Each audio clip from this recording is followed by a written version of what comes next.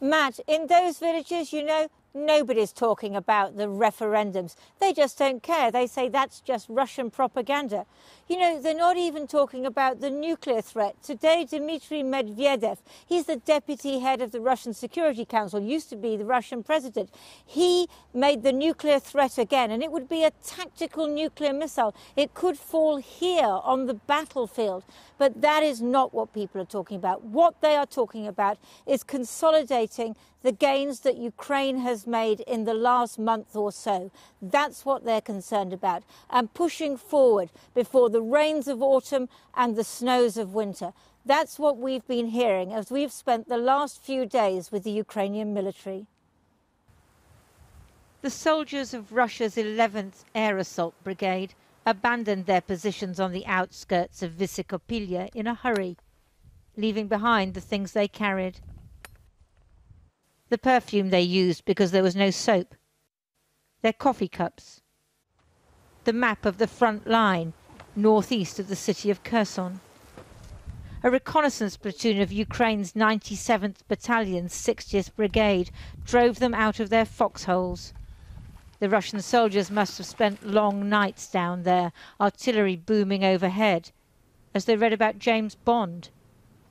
The night of September the 1st, as Ukrainian forces closed in, they decided it was no time to die. Дощ був, було холодно, сиро. Заходили сюди з таким міцним запасом БК. Залишили тут на позиціях одну групу, а самі пішли туди далі по селу. Перевіряти, куди, де хто пішов. Було чути гул техніки, пересування особового складу. В тепловізорі було дуже видно, як дрібними групами виходять. Maybe they've been disciplined or sent to fight elsewhere. His sleeping bag? Yeah. Oh, okay. Wow. Kyiv sleeping bag. Maybe newly mobilized Russian troops will be sent to retake territory that President Putin is expected to claim is no longer Ukraine, but part of Russia. Or maybe he'll make good on the threat of using a battlefield nuclear weapon. Дуже мала вірогідність того, що це дійсно станеться. На ядерну кнопку натискає не одна людина. Так що там, думаю, ще є при розумі генерали, які цим керують. І це не за один день буде робитися, так що це навряд чи станеться. Into the village of Vysokopillia, destroyed by both Russian artillery and Ukrainian counterstrikes.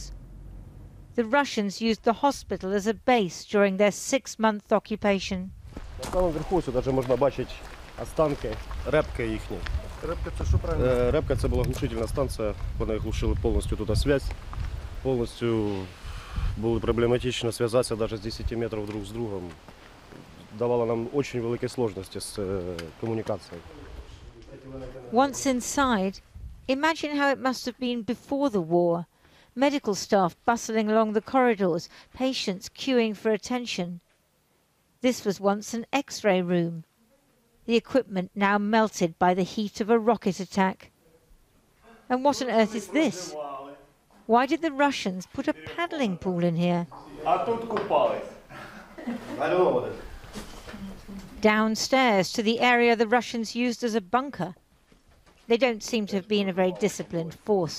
Nothing is packed away. Detritus litters the corridors and rooms.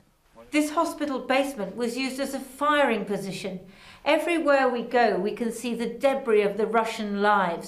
This is where they slept, this is where they ate, and this is where they fought as well. And out, past the hieroglyphics of war, traces left by bored and then terrified, defeated young men. A few miles closer to the front line lies the village of Velyka Kostromka, a reminder that the war is far from over. Shelling hit this home just last Friday. 6-year-old Olya Yaroshenko's husband, Volodymyr, failed to make it to the shelter in time. Получається, я туди, а він оце ось сюди став, закривав отак же ж двері, і воно по ньому, як почало оці. І його повністю він почав, тут оце крові калюжа, спускатися і на мене так упав і все. It's hard to believe that life could be so cruel. Ну да, він такий в мене ні пив, ні курив, ніколи не пішов. Ну, робили ми, у нас земля своя, трудились. Все ремесло, все наживали, а на старості це осталось без нічого. І хату розбили. Ні вікон, ні дверей. Ну, спасіба, сусіди хоч оце чим-небудь накрили. Бо кажуть, тебе і стеля впадеш, як же зимувати. Olya Shaitanova, the village head, shows me where another shell hit. She's remained throughout and has no fear of Russia's nuclear threats. Але я вважаю, що вони просто не використають цю ядерну зброю, тому що вони теж розуміють, що поруч НАТО, і ця сила не дасть їм використати ядерну зброю.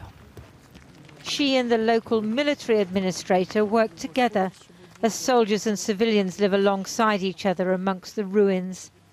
So what's the military situation now?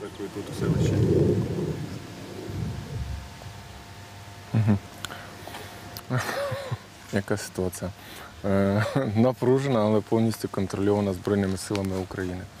Ну, ви ж бачите, що працюють Збройні сили України на відмінно і стримують натиски ворожі і дуже добре відбивають їх. Ukrainian patriotic spirit is strong, but it's not enough. They're digging in to secure the gains they've made. But over the horizon, the Russians are digging in too, mobilizing more recruits to defend the land they still control as the long, hard winter months approach. Lindsay Hilson reporting. Well, the war has put pipelines, especially those carrying gas, very much on the front pages.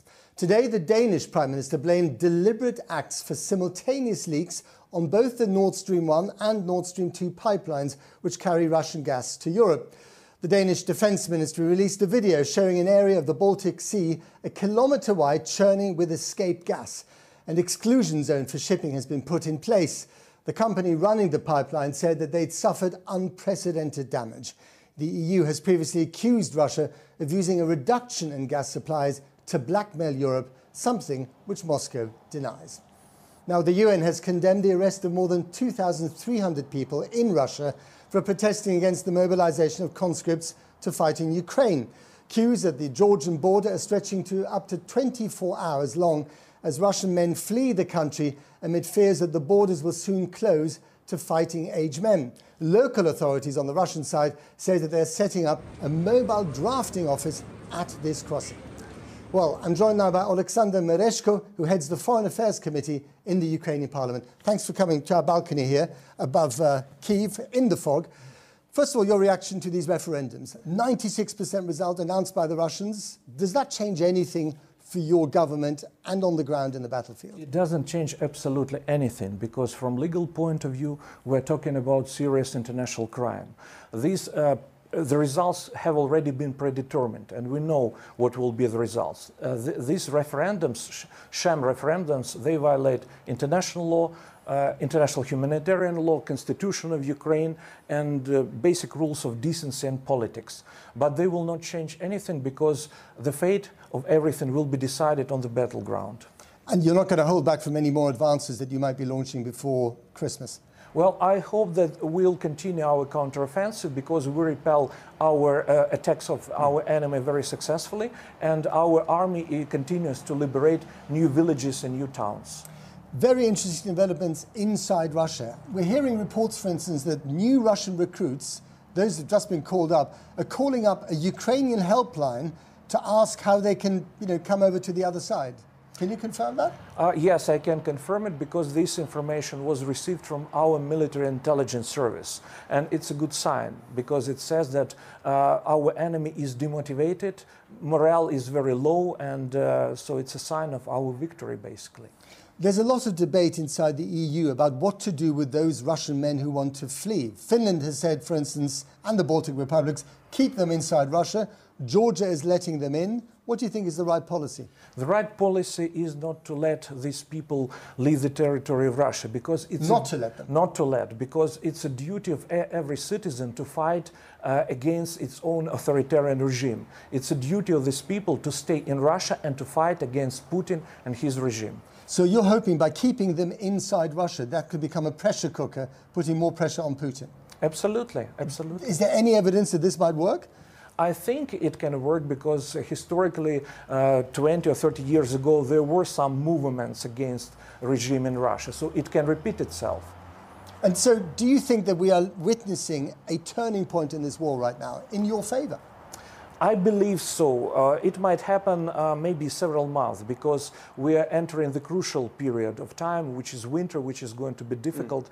But I'm sure that we'll reach this turning point very soon and Russia will be defeated. The world is divided between those countries who are afraid of Russia's success and who are afraid of Russia's defeat because Russia might do something desperate. Which camp do you belong to? Well, of course, we believe that Russia should be defeated, and I am sure that... But what about nuclear weapons and all those threats we've heard? Well, to me, it's a bluff. Putin is trying to blackmail the whole world, and I don't believe that he is capable of using nuclear arsenal because he will be completely isolated, including his allies like China and like India. They will have no choice but to stay away from Putin. Alexander Mereshko, thank you very much indeed. Thank you.